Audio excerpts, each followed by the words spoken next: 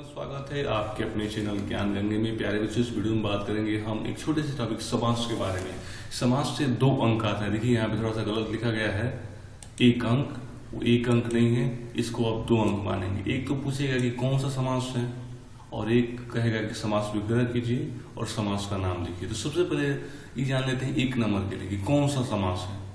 तो आपके परीक्षा में जो भी देगा उसमें समास आप कैसे पहचानेंगे, तो सीधा सीधी बात, यदि किसी भी शब्द के पहले उपसर्ग लगा हुआ, उपसर्ग में तीन चीजें याद रखेंगे, एक उप, एक प्रति और एक यथा।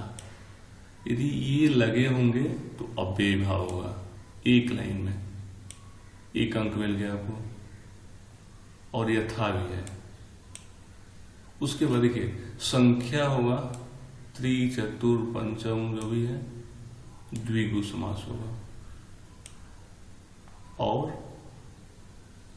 चंद्रमुखी पीतांबर, इसको अब छोड़ देंगे। इसको क्या करेंगे आप, छोड़ देंगे। वैसे पीतांबर है, बहुव्रीहि है, चंद्रमुखी है, बहुव्रीहि है।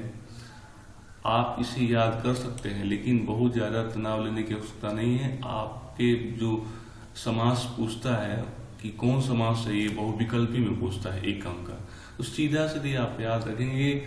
उसमें से ये रहेगा तीन, जो भी यथा है, प्रति है और उप है, इन तीनों में से कोई एक रहेगा, और नहीं तो ये संख्या वाला एक रहेगा। नीचे हमें जाने की आवश्यकता नहीं है, हमारा एक नंबर मिल गया। अब दूसरे नंबर पे आते हैं। दूसरा नंबर क्या है, वो पूछा जाता है कि समास विग्रह कीजिए और समास का नाम बताइए। तो समास का तो नाम बता देंगे, देखिए के हम अभी बताएं इसमें कौन समास है। अब समास विग्रह कर लेते हैं। देखिए यदि उप रहेगा, उपवन, उपवन, तो इसको कैसे करेंगे, वर्ण को वनस्य लिख देंगे। यदि किसी भी शब्द में पहले जो उपसर्ग है यदि उप रहेगा, तो यहाँ लिख देंगे वनस्य। कोई भी शब्द रहेगा तो उसमें आधा स या जोड़ देंगे। समीपम,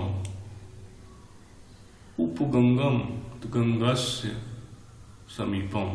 और समास का नाम अव्यय भाव, कोई दिक्कत नहीं। यदि प्रति रहेगा, प्रतिदिनम, तो दीनम दीनम दो बार लिख देंगे। दीनम दीनम दो बार लिख देंगे, और प्रति को अंत में लिख देंगे। हो गया समास अव्यय भाव। समास का नाम अव्यय भाव। यथाशक्ति रहेगा तो फिर शक्ति में म जोड़ देंगे, शक्तिम।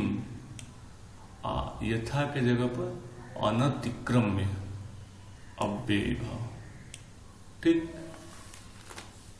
फिर से समझ लेते हैं तो हमें करना क्या है। तो देखिए शब्द को इधर उधर करना है। जैसे ही शब्द को इधर उधर करेंगे आपका विग्रह हो जाएगा।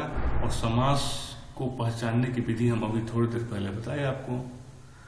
तो वनस्य, वन का वनस्य, और उप का समीपम, दीनम दीनम, दीन एक दिन को दो बार लिख देना है, और प्रति। अब इसमें यदि दूसरा भी शब्द आ जाए तो उसी प्रकार करेंगे। यथाशक्ति, तो शक्ति अनतिक्रम में। अब कोई भी शब्द आएगा, यथा भक्ति, तो भक्तिम अनतिक्रम। ठीक, उसके बाद देखिए ये वाला छोड़ दीजिए, एक ये वाला याद रख लीजिए, त्रिनेत्रम। त्रिनेत्रम त्रयाणाम नेत्राणाम समाहार। ठीक, द्विनेत्रम द्वयाणाम नेत्राणाम समाहार। एक फिक्स तरीके से लिखना है, और क्या हो गया, द्विगु समास हो गया। तो ये समझ में आ गया आपको। त्रिनेत्र के जगह पे यदि दूसरा कोई आएगा तो संख्या वाला ही आएगा। जैसे त्रिकोण है, त्रिभुज है, चतुरानन है, इसी प्रकार आएगा। और इसको ठीक इसी विधि से आप लिख देंगे। उसके बाद ये वाला भी एक जान लेते हैं, पीतांबर। पीतम अंबरम यस्य स, मैंने जिसका पीला वस्त्र है उसे पीताम्बर बोलते हैं। तो विग्रह क्या लिखेंगे, इसी तरह लिखेंगे, पीतम अंबरम यस्य स। तो इसमें देखिए यस्य स जो है ये फिक्स है, और यदि स्त्रीलिंग रहेगा तो यस्या सा। तो ये पुल्लिंग वाला ही याद रखेंगे। जैसे नीलांबर, तो नीलम अंबरम यस्य स।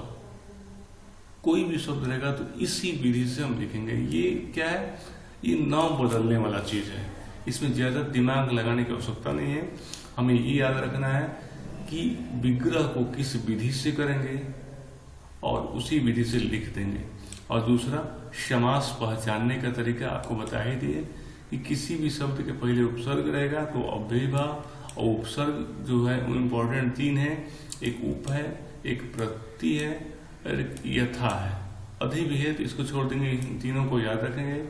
उसके बाद एक संख्या वाला याद रखेंगे, और संख्या वाले के बाद एक दो बहुव्रीहि का भी याद रखेंगे। तो खैर त्रिनेत्रम तक याद रखेंगे तो आप समास में 2 अंक हासिल कर पाएंगे। फिर से बताते हैं, एक बहुविकल्पी आएगा जिसमें पूछा जाएगा कौन समास है, केवल देख करके टिक कर देना है। और दूसरा ये बताएगा, पूछेगा कि आप समास विग्रह कीजिए और समास का नाम बताइए। तो आशा करते हैं कि वीडियो पसंद आया होगा। बहुत बहुत धन्यवाद।